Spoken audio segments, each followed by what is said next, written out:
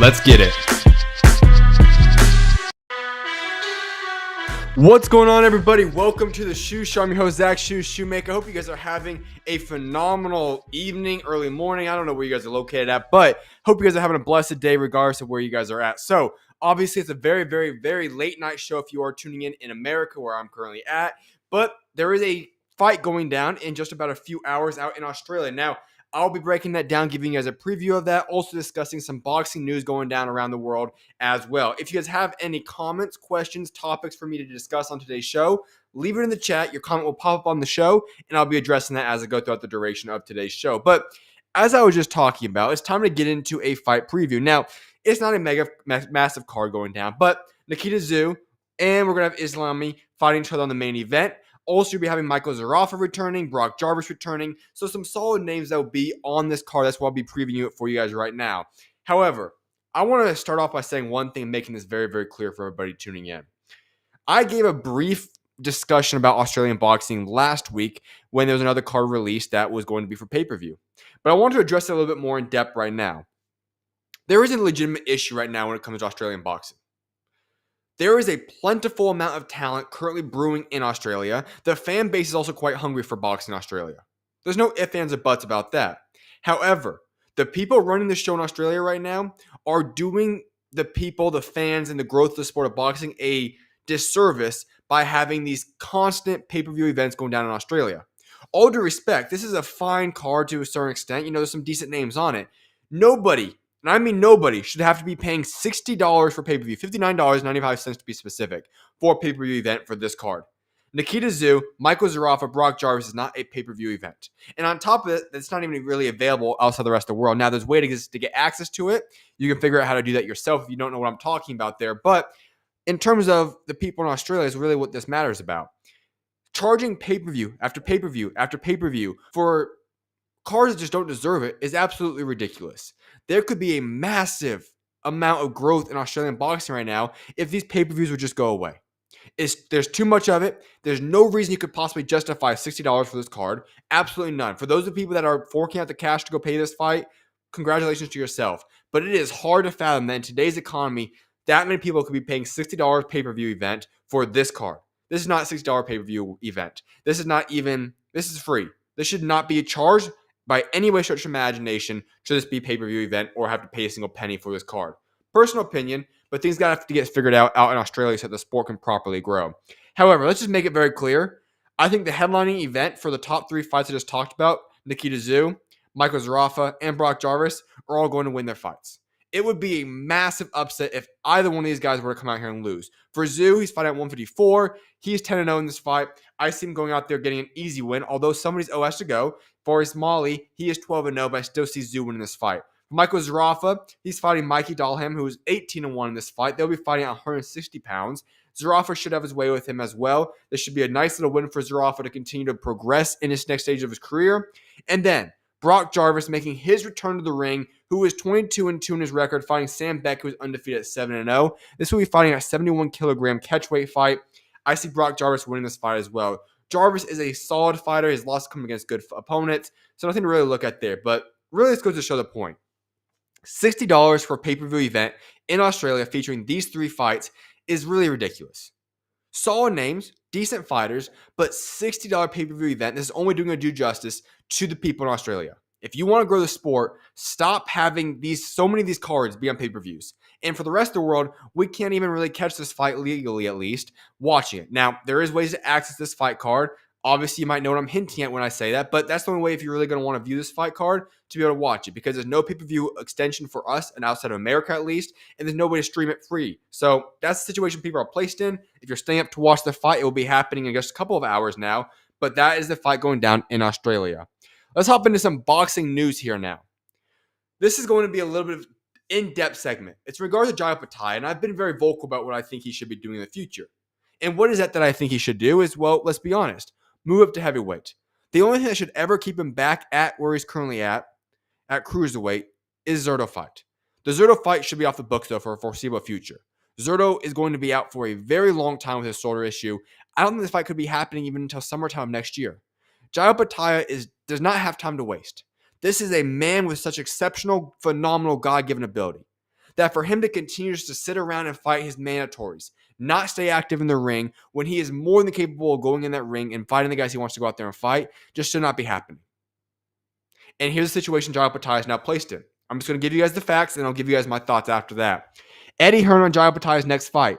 Unfortunately for Jai, Gilberto Ramirez has an injury that is going to force him out, which sounds like way into 2026. We agreed terms with Turki Al-Sheikh to make the fight for a November card, but Ramirez's injury, it looks like Jai will probably have to fight the mandatory next. Before I go to the next details, let me just say this. Could you imagine that November card, which might go down as one of the best cards ever put together in boxing, featuring Zurdo and Jai Opetaia? I'm just saying. That's huge. And I also want to point this point out as well. There were a lot of rumors going down that Jake Paul and Zurdo could fight each other. To hear that would not have happened, that obviously none of these fights are going to happen regardless because Zurdo being out, but at least Zurdo was going to be looking Jai's way. Much respect there. I'm glad that was the situation at hand, and we can clear that up. Let's continue these facts, though. Opetaia has now been ordered to face Jinkara.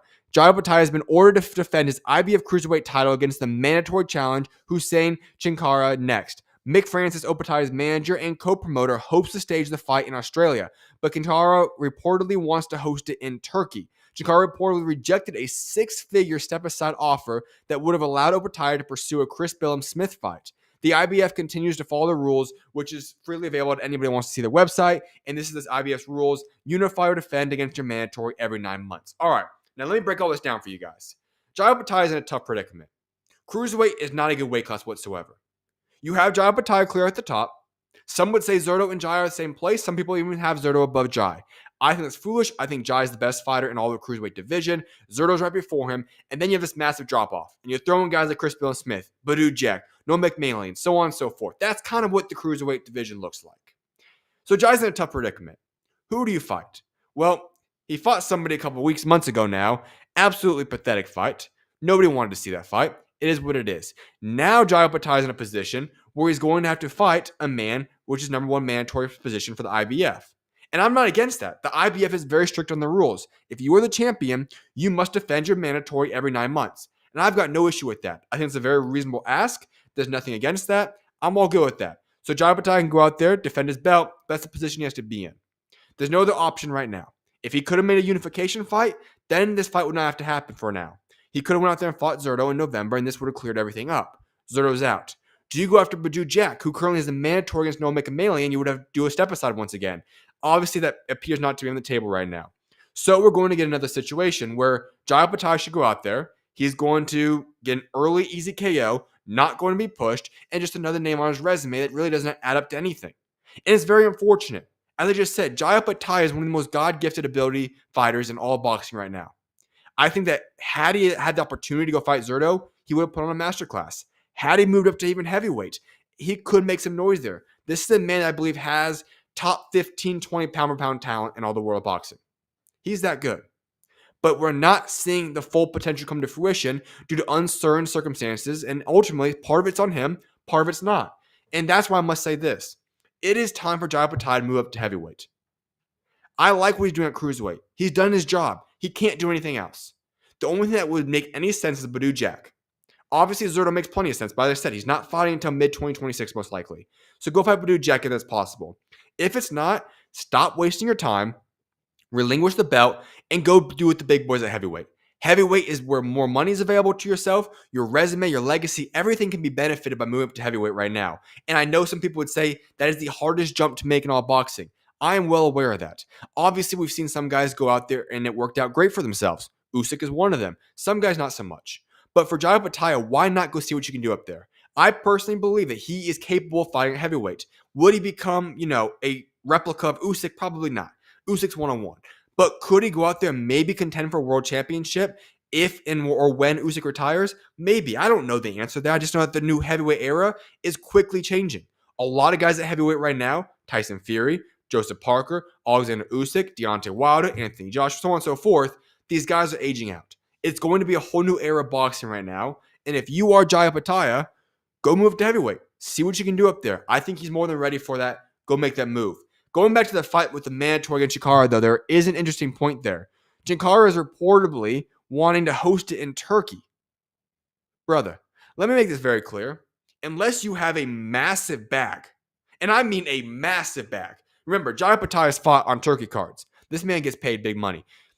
Unless you have this big money offer sheet for Jai Opetaia, why in the world would Jai Opetaia go fight in Turkey? Please, no. Step aside. You're not going to get that opportunity. This would happen in Australia if it's going to happen. Secondly, Jakara reportedly rejected a six-figure step-aside offer that would have allowed Opetaia to pursue Chris Bellum-Smith fight. Now, the CBS fight would have been intriguing. I could have added that to the list in terms of other names. That would be a solid resume win. That would be a decent fight. I think it would be intriguing to see what he would do against CBS. There was a lot of rumors for CBS Jai Opetaia when CBS was world champion. Obviously, Zerto took his belt and moved on. But for Jakara, I get it. You want your shot at world championship. You're not going to beat Jai Opetaia. But listen, just get the fight over with. Make it happen. That's what we're going to do here. But push come to shove, here's the situation at hand. If you're Jai Opetaia, stop playing these games. You are better than this. Your God-given ability, your talent, everything, the way you work, you are so much better than just having to fight guys like this. Go move up to heavyweight if you cannot get a fight against Budu Jack, or pay for the step-aside fight to go and get a CBS fight. And obviously, if you want to wait till Zerto's healthy, you can do that, but odds are Zerto's not going to want to come back and fight Jai Opetaia right away. My guess is that Zerto comes out and fights somebody else in a tune-up fight and then goes after Jai Opetaia. So we're talking possibly a year plus until Jai Opetaia and the Zerto fight could happen. If you're Jai Opetaia, it's time to move up. You're in your 30s now. Stop playing around. Oscar De La Hoya with a message to Xander Zayas. Now, I'm going to keep this clean. This is a clean show for the most part. Here's what Oscar De La Hoya said. You keep saying you want to go to Puerto Rico for your first defense. How? Your promoter has no TV deal whatsoever. Where are you going to fight?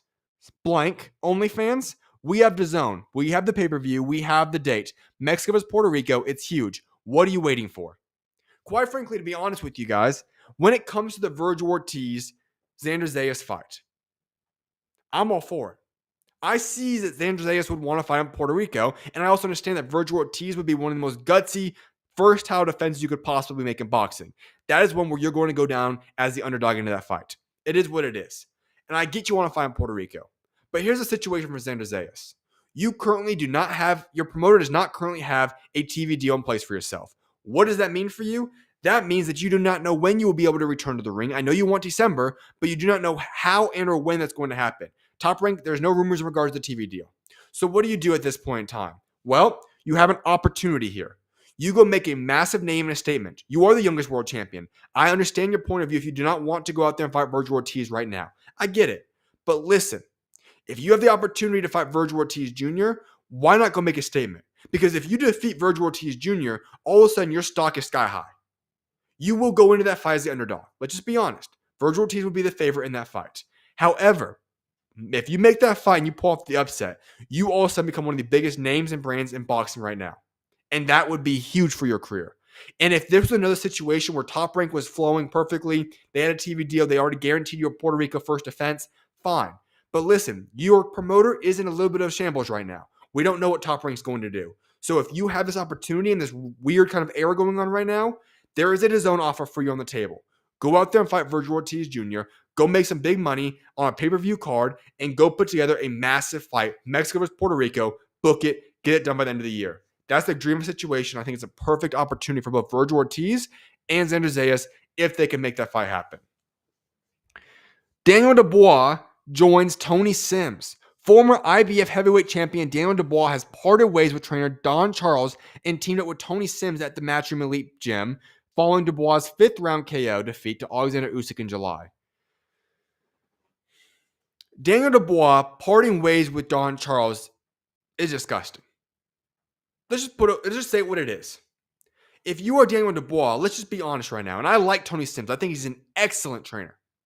But I don't think any trainer in the world would have had Daniel Dubois in a position to beat Oleksandr Usyk in that ring that night. He would have lost regardless what happened. So if that's the situation, the case at hand, why don't you look at what Don Charles has done for you? He rebuilt your entire career and he made you a world champion. And how do you repay him for what you did for him? Well, you decided to go part ways with him after your first flaw with Don Charles. Why? This is not Don Charles' fight. Sometimes you have to look yourself in the mirror and realize, you know what? I just was not the better man in the ring that night. And it is what it is. Oleksandr Usyk is one of the greatest of all time. You didn't lose to some bum. You lost to Oleksandr Usyk. It is what it is. You don't cope with that by getting rid of Don Charles. I honestly think it's quite embarrassing that Daniel Dubois is making this move. And like I said, this is no shot at Tony Sims. He is an excellent trainer. I think he's going to do great things with Daniel Dubois. But what's to say Daniel Dubois could not have become a world champion once again with Don Charles? My personal opinion is that likely could have happened. When the new heavyweight era is over, Usyk retires, Fury retires, so on and so forth, heavyweight division will be wide open. Daniel Dubois has potentially another 5 to 10 years of being a good heavyweight in the heavyweight division. He could have become world champion again with Don Charles. But instead, you're going to part ways. You're going to put the blame essentially on Don Charles and move to Tony Sims. Ridiculous. I think he did Don Charles absolutely dirty, and I think Don Charles deserves more credit for what he did in helping rebuild Daniel Dubois. And if your answer is going to be running around just getting rid of trainers and changing over and over again whenever you have a bump in the road, that's not the way you deal with things as a man. And if anything, let's just be honest right now. If we look at the whole situation around Daniel Dubois right now, if there was one change that had to get made, you know what that change is? It's called removing yourself from your dad. Your sister's already done that. Now it's your turn to do that. Don Charles was not the man that orchestrated a massive party of, 70-some people that you don't even know. That's not Don Charles' fault. That was your dad's fault. He's the one that put you in that position. I don't think that would have changed the outcome of that fight by any stretch of the imagination. But what you cannot do is shovel this blame on Don Charles. If you're going to look yourself in the mirror, you look at yourself and say, you know what? I just was not the better man that night against Oleksandr Usyk. I'm going to go right back to Don Charles, rebuild myself up, and I will become world champion again because I believe I have the capability of doing that. And if I need a change, there is one flaw currently going on in my life, and that's revolving around my dad. So if you are Daniel Dubois, that's the move I would have made. And I'm someone that's a big family guy. I don't like seeing that stuff happen. But the way his dad has been treating him, the way he runs businesses, and the way we've seen his sister already decide to part ways from both of them, I think that's something we can kind of key in on and say, you know what? Sometimes parents are not good for yourself. Sometimes they either want to take advantage of you or one reason or another, and you need to move on from them. And honestly, as bad as it is to say this, it probably is time for Daniel Dubois to do that. But instead, he's getting rid of Don Charles, who did nothing wrong. This has nothing to do with Don Charles. He's one heck of a trainer that made Daniel Dubois world champion, and this is how he gets treated. Honestly, I think it's disgusting. I really am disappointed in Daniel Dubois making that move there. Here's another interesting thing staying in the British boxing scene. In February 2024, Vidal Riley signed a long-term extension with Boxer and Sky Sports. Now, remember what I said last week. Vidal Riley is parting ways. He's now a free agent. Very interesting news right there. Somebody that I'm very high on. I'm very intrigued by Vidal Riley. He is now a free agent. Okay, great. Let's make that clear. Now we get more terms and negotiation kind of discussion about what's happening with that contract here. So supposedly this was a long-term extension with both Boxer and Sky Sports. And if this is true, and his option on his contract essentially said this, that Boxer and Sky Sports had to be involved. That therefore means that if Boxer moves on to another TV rights company, which it just has by going to BBC, that means that some of these contracts could be voided. And essentially that's what happened to Vidal Riley. That's why he's now a free agent. He's got to move on because he was able to choose that option since his contract was originally with both Boxer and Sky Sports, not just a Boxer contract. So it makes you wonder this. There are a couple of the big names with Boxer. They have some good names, of course. But there's two names that we really need to zero in on right now. Azim, Ben Whittaker. I don't know the contract situations for everybody. We're just now learning these details around Vidal Riley. But hypothetically speaking, Azim and Ben Whittaker are the two big cash cows currently left with Boxer. Obviously, I said Callum Simpson's great. Fraser Clark, those guys are great. Those are the two big names. And what I mean by big names are two guys that could probably sign with any promotional company in the world if they really wanted to. Specifically, Matchroom and Queensberry. Both promotional companies would give everything to go land them. And so it's interesting.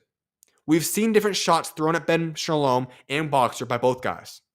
If either one of those two guys or both of them have the same option in their contract that Vidal Riley had, that would mean that both Matchroom, Queensberry, and every other promotional company has the right and the okay, essentially, to start negotiating with those guys if they decide to opt out of their contracts. And that's huge. I think Boxer has been a massive disservice for Azim. I think they've been fine with Ben Whittaker. The Liam Cameron fight, they did their job, booked it up, got it done. Now, they made some foolish mistakes in the build-up process. Let's make that clear. But still, Ben Whittaker is doing all right. Now, could they have rode that excellence because he didn't get any damage in that fight? Could they have already booked another fight? Probably. However, Azim specifically has been given a massive mismanagement, is probably the proper term there, in regards to his career. I go back to what it was a couple months ago. When Azim was just thrown on the undercard of Callum Simpson card, that was a disgrace. Remember, Adam Azim, as I just said, is one of the biggest cash cows. He's a top 15 ranked guy in multiple organizing bodies there. They decided to go throw Adam Azim up on a card a couple days prior to the fight at co-main event underneath Callum Simpson. And then his opponent broke the rules, couldn't fight. So Adam Azim was cutting weight, getting ready for a fight, and then got that entire situation taken out from underneath his feet, and he was no longer fighting again. You don't handle that to any boxer specifically, but specifically and essentially, especially your biggest cash cow, at least one of them. You don't handle those guys like that. And Adam Azim is a guy that should be fighting for world championships, getting himself in that mix at least. Adam Azim right now is probably, let's call it 2 or 3 fights out from a world championship, maybe even more. He needs to continue to grow and develop, but boxers not putting him in a good position to do so. And it's doing a massive disservice to Adam Azim and Ben Whittaker. So my biggest thing is this: if either one of those guys or both of them have the option to possibly open up their contracts and get out of the boxer deal, that would be huge. Because I think I think the Eddie Hearn and Matchroom and Frank Warren and Queensbury would pounce on both of those guys and do whatever they could to go land them. And that would be huge for both of them. So we'll see what happens there. Oleksandr Usyk has been granted an extension by the WBO to negotiate his mandatory title defense against Joseph Parker. That extension will last for 30 days, according to reports. Makes sense. All I'm going to say about this report is what I've always said every single time. When we talk about Oleksandr Usyk, if this was a situation with anybody else, I would be very disappointed in how it's being handled. Why? Because Joseph Parker, there is a man that deserves a world title shot. He's earned it. He's proven himself. He deserves that shot. Give him his world title shot. It's a big fight to make. However, if you're Oleksandr Usyk, he has given boxing everything. He is one of the most accomplished boxers of this generation, of this era, or you could possibly even say all time. He deserves, if he truly is only going to have one more fight remaining in his career, to go out exactly how he wants to go out. So I would give him whatever amount of time he wants. Now, if he's not going to fight Joseph Parker, he needs to relinquish that belt and give it to Joseph Parker. That's what needs to happen. But Usyk should determine exactly how he wants to go out on his own time. So I'm okay with this. For any other fighter, absolutely not. For Usyk, I'll give him a break right here. He's earned his shot to decide how he wants to go out of boxing if they did truly one last fight. And for that situation, give him 30 more days. I'm A-okay with that. I have no problem. Regardless of what happens, though, if you are Joseph Parker, I do hope he gets a world title shot, either by being elevated and defending against Mosi Toma or immediately against Usyk. We'll see what happens there, but I'm going to give a break to Usyk on this one. The final thing on today's show, now, before I say this, though, if you guys have any topics you guys want me to discuss on today's show or comments, leave it in the chat. Your comment will pop up on the screen, and I'll address that before I get off the air. So let me announce this final thing. CANELO versus Bud Crawford prelims have been confirmed. Remember, last week, the main card was announced. We already discussed that. Now we have the prelims announced. And also, there still are some fights getting leaked out because supposedly this is going to be a 3 or 4 day card, essentially. It's going to be very odd. But Michael Hunter fight, that one, as our Jarrell Miller fight, it's already been booked for a couple days prior at the UFC Apex. Remember, there's a lot of stuff still happening right now that we're going to get details on over the duration of the next probably 7 to 8 days. But here's the prelims for the fight card. Number 1, we're going to start off with Marco Verde, is to be announced opponent. Then Steven Nelson versus Santana. Sultan Al-Mohammed fighting Martin Cabello. Rito Tsutsumi, Javier Martinez. This is an interesting one. I do like Rito Tsutsumi a lot. Had another great performance this past weekend. Ivan Dianchenko fighting Jermaine Franklin. That is one to really keep an eye on. 2 guys that people do not know unless you're good, hard knowledge boxing fans. For Ivan Dianchenko, this is a man who is one of the top amateur heavyweights in all the world. His resume is phenomenal. What he's done at the amateur ranks. He's now working himself up in the heavyweight professional ranks. This is a big one to watch. If you have not seen him yet, this will be your first opportunity probably to see him. Great fighter, great amateur pedigree, has fought a lot of the top guys that we currently have ranked in the heavyweight top 10 or 15. He has done his job and beat them. So keep an eye on this man. I'm very excited to see him get a big opportunity. And he's fighting Jermaine Franklin, another guy, American heavyweight, very intriguing prospect right here. A guy that's rising up in the rankings right now. This is a good fight to make. Then the first and final fight of the prelims, Sergey Bochuk, Brandon Adams rematch. Remember, Brandon Adams upset Sergey Bochuk, gave him his very first loss by knocking him out in the 8th round of the first fight. They're running it back now. Big fight. This is the way to conclude the prelims on YouTube. It's going to be huge. It will be starting at 5:30 p.m. Eastern Time on September 13th at Allegiant Stadium on YouTube. So you'll be able to watch it for free. And then it'll go over to the main card, which will be taking place on Netflix. So September 13th will be a massive day. We're talking about my time zone, starting off at 2:30 p.m., and then we'll be going all the way through the rest of the night. So massive, big card going down right now. Dana White announced it. That will be the prelims on the Canelo versus Bud Crawford fight card. And I'll just say this real quickly before I go off the air. We were made and told already by Turki Al-Sheikh that this card was not going to be stacked. It was going to be a fight card that clearly was based all around the main event. And by all means, I'm okay with that. Canelo Bud Crawford is one of the biggest fights that we've had in a very long time in boxing, just from a casual standpoint, boxing standpoint, so on and so forth, legacy standpoint, all that good stuff. But still, I must admit that the card that has been put together is still pretty solid. Is it anything in comparison to the November 22nd card, the February 22nd card, or any of the other big cards? No. Is it a top card we've seen this year? Absolutely not. But still, Lester Martinez, Christian and Billy, Jermaine Franklin, as I just talked about, fighting Ivan Duchenko. Suri Bojic, Brand Adams fight card is great. You're going to have Callum Walsh will be returning to the ring. This is still a solid fight card. If you want to extend it on to Jarrell Miller, Michael Hunter, this is still a good card that got put together. I'm not disappointed at all. I know some people are hating on it, but still, I think it's a good fight card. Lots of good fights. Not disappointed on it. And then, of course, we have the biggest fight of them all, Bud Crawford and Canelo Alvarez ending the night. I'm happy with it. I think September 13th will be special because remember, that day you're going to have Paddy Donovan and Lewis Crocker and their rematch for the World Championship fight going down in the UK. Then you go over it right after that's done pretty much. I think right after that's done, the prelims will be starting. And then early in the morning the next day at about 3, 4 a.m., Naoya Inoue versus MJ will be going down. So September 13th/14th will be one of the biggest days of boxing that we've had all year. Put it right there with the July 19th day and a couple other ones. So we'll see what unfolds in there. But that's what we have in store for September 13th. With that being said, I don't see any more comments currently in the comment section. So we wrap up today's show with that being said. So I appreciate you guys all for tuning in today's show. Hope you guys have a blessed rest of your guys' day or tomorrow. I will be back live actually in just about 12 hours, 12 p.m. Mountain Standard Time. I will be live. I'll announce the guest in a little bit, probably in the morning. And so you guys can see who's going to be on the show tomorrow. But with that being said, have a blessed rest of you guys' night. May God bless you guys all. And I'll see you guys back live here at 12 p.m. Mountain Standard Time. May God bless you guys all. And I'll see you guys tomorrow. God bless you guys.